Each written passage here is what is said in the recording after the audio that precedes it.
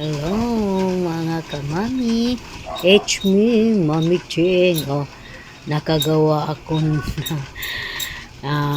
crochet doll. Sabay tawag ani. Mayroon silang term ati anang gawa na ito ng doll na crochet pero hindi ko alam.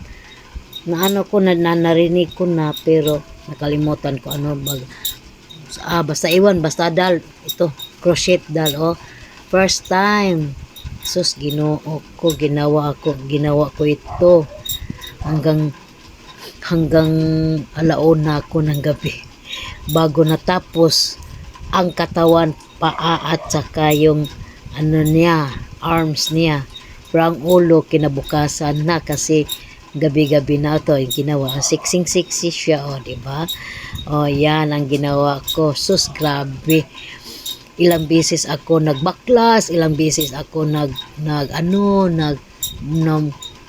baklas dito, baklas doon kasi ang yung bang mag bilang-bilang ka, yun na, baklas na naman kapag yun, sa wakas nabuo na din siya. Pero mayroon akong napuna sa aking manika ngayon, malaki yung katawan pero ang ulo niya ay maliit.